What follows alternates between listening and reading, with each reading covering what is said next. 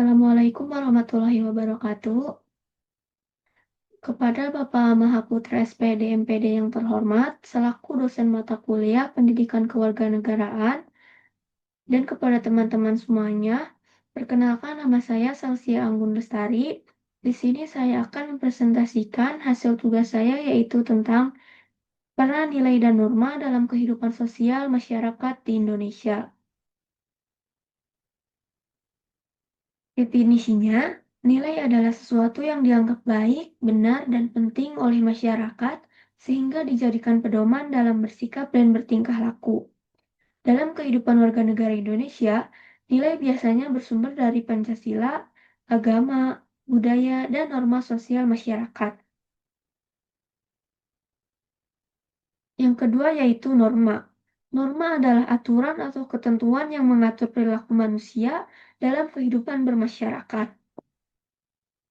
Norma berfungsi untuk 1. Menjaga ketertiban, 2. Mengatur hubungan antar manusia, 3. Mencegah konflik.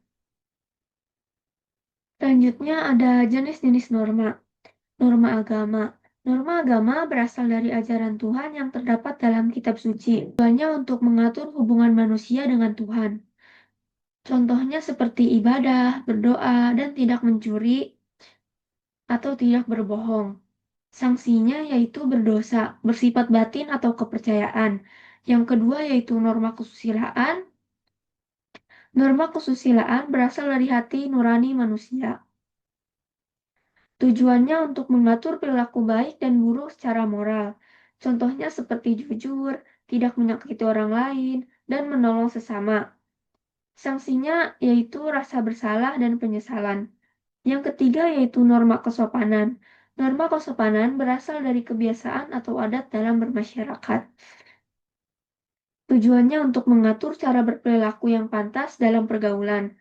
Contohnya seperti mengucapkan salam, menghormati orang tua, dan berbicara sopan.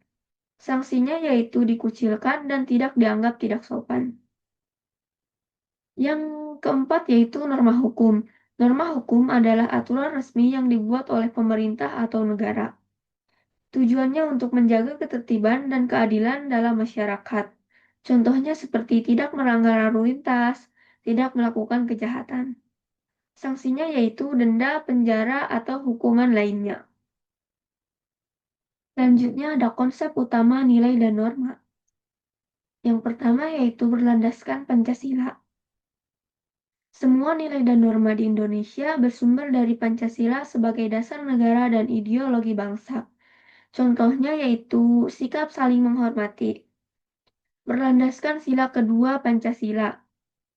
Yang kedua yaitu gotong royong, berlandaskan sila ketiga Pancasila. Yang kedua yaitu mengatur kehidupan sosial. Norma berfungsi sebagai pedoman agar manusia tahu bagaimana harus bersikap dalam masyarakat. Dengan adanya norma, orang bisa membedakan mana yang baik dan mana yang tidak. Contohnya seperti tidak mencuri dan tidak menghormati orang tua. Yang ketiga yaitu menciptakan ketertiban dan keharmonisan. Norma membantu menjaga keteraturan dan hubungan yang baik antar individu. Jika semua orang mematuhi norma, maka kehidupan menjadi aman, nyaman, dan damai. Dengan adanya norma, masyarakat menjadi tertib dan kehidupan lebih damai dan teratur. Yang keempat yaitu memiliki sanksi. Setiap norma memiliki sanksi bagi yang melanggarnya, baik sanksi ringan maupun berat. Sanksi ini bertujuan agar orang jera dan mau menaati aturan.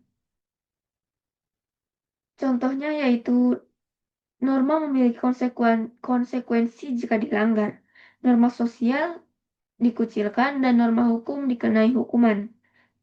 Yang kelima yaitu bersifat mengikat. Nilai dan norma harus dipatuhi oleh seluruh warga negara agar kehidupan berjalan dengan baik. Selanjutnya ada contoh nilai dan norma dalam kehidupan sehari-hari. Yang pertama yaitu gotong royong di lingkungan. Contohnya warga bersama-sama membersihkan lingkungan. Norma yang berlaku yaitu norma sosial, harus ikut berpartisipasi, dan norma kesopanan, saling menghargai. Nilai yang terkandungnya yaitu kebersamaan, kepedulian, dan tanggung jawab. Yang kedua yaitu menaati aturan lalu lintas. Contohnya seperti menggunakan helm saat berkendara, berhenti saat lampu merah. Norma yang berlaku yaitu norma hukum, aturan resmi dari negara, dan nilai yang terkandung yaitu disiplin dan tanggung jawab. Yang ketiga yaitu toleransi antar umat beragama.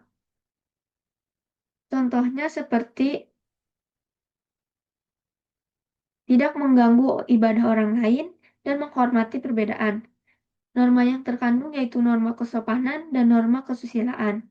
Nilai yang terkandung yaitu sopan santun dan menghargai sesama. Yang terakhir yaitu menghormati orang tua dan guru. Contohnya seperti berbicara sopan dan mendengarkan nasihat orang tua. Norma yang berlaku yaitu norma agama dan sosial. Nilai yang terkandung yaitu toleransi dan persatuan sesuai Pancasila sila ke-1 dan ke-3. Selanjutnya ada permasalahan nyata, rendahnya kesadaran menaati aturan. Banyak masyarakat sudah tahu norma tetapi tidak menerapkannya. Ini menunjukkan bahwa nilai belum benar-benar tertanam, hanya sebatas pengetahuan. Contohnya seperti kita seringkali melanggar lalu lintas, seperti tidak memakai helm atau menerobos lampu merah, dan seringkali membuang sampah sembarangan. Yang kedua yaitu menuntut hak, melupakan kewajiban. Terjadi ketidakseimbangan antara hak dan kewajiban, padahal dalam Pancasila, keduanya harus berjalan seimbang. Contohnya seperti menuntut fasilitas bagus, tapi tidak menjaga, dan ingin lingkungan bersih, tapi tidak ikut menjaga kebersihan. Yang ketiga yaitu menurunnya sopan santun di era digital. Perkembangan teknologi tidak diimbangi dengan penguatan nilai moral. Norma kesopanan mulai diabaikan karena merasa tidak terlihat langsung. Contohnya seperti komentar kasar di media sosial dan kurang menghargai orang lain secara online. Kurangnya toleransi antar masyarakat. Nilai persatuan yang terkandung dalam Pancasila belum sepenuhnya diamalkan. Masih ada sikap egois dan kurangnya pemahaman keberagaman. Contohnya seperti konflik karena perbedaan suku, agama, atau pendapat, dan tidak menghargai keberagaman. Pelanggaran norma hukum. Pelanggaran hukum menunjukkan lemahnya integritas. Ini bukan hanya masalah aturan, tapi juga krisis nilai kejujuran dan tanggung jawab, seperti korupsi dan kecurangan dalam kehidupan sehari-hari. Kritik, penanaman nilai masih lemah. Pendidikan tentang nilai sering hanya teori, belum menyentuh praktik nyata dalam kehidupan sehari-hari. Yang kedua yaitu kurangnya keteladanan. Tidak semua pemimpin atau orang dewasa memberikan contoh yang baik, sehingga masyarakat sulit meniru perilaku positif. Yang ketiga yaitu penegakan norma hukum belum tegas. Pelanggaran aturan masih sering terjadi karena sanksi tidak selalu konsisten. Yang keempat yaitu pengaruh teknologi dan lingkungan.